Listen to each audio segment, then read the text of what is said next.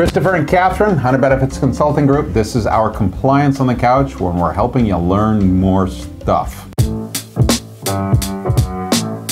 Last week we talked about safe harbor plans. This week we're going to talk about profit sharing. Everybody calls it profit sharing. What it's really called is employer non-elective, and an employer non-elective contribution goes to people who are eligible to be in the plan, whether they defer or not.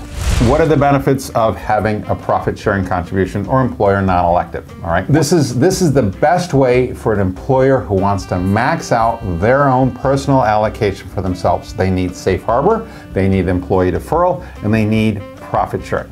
All right, the IRS has written the rules so that it's legal for older employees to get a larger percentage of their contribution than younger employees. This is how an owner leverages their profit sharing contribution so that they can get to the maximum.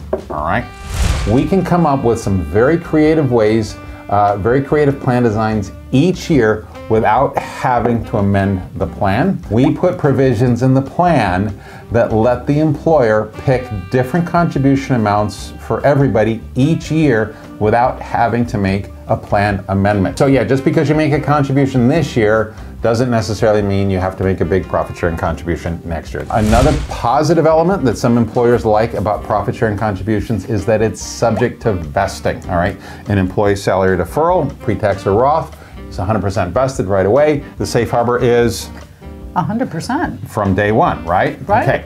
So you can, when you retire, you can roll over the entire amount to an IRA.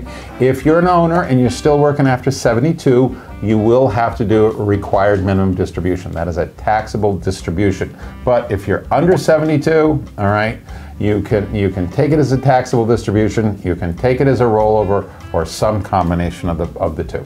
All right. When should you consider starting a plan with a profit sharing contribution option? Well, maybe right away, but in order to figure out when you need to start, you need to figure out what your end is going to be. When do you want to retire? Are you 62 years old and you want to retire in 3 years? It's probably a good idea to start yesterday. One thing to keep in mind with employer contributions to the plans, the employer non-elective or profit sharing, is if you're an S Corp or a C Corp, we can only use, it's not our rules, it's the IRS's, we can only use your W-2 for the year, all right? We can't take into account your profit, all right? Now then, I understand that you want your W-2 to be as low as possible for payroll taxes, and your CPA does as well. But you write your checks in dollars, we do the testing in percent. All right, and if you're going to have a $61,000 total allocation and your W-2 is only 61 grand, guess what? Your benefit's 100%. That's going to be a very large contribution to the rank and file. If you have a larger W-2, to pass the test. Right. If you're going to have more W-2, if you keep the 61,000 the same and you increase the W-2, well, the percent of your benefit goes down, which means the contribution amount you have to give to your staff goes down as well. All right. If you want to understand the best way to leverage your contribution for yourself, send us an email at sales@hunterbenefits.com and we'll help explain it to you. All right, take care. So in the end, this is profit sharing, profit sharing, profit sharing, profit sharing. I don't know. Profit sharing, profit sharing.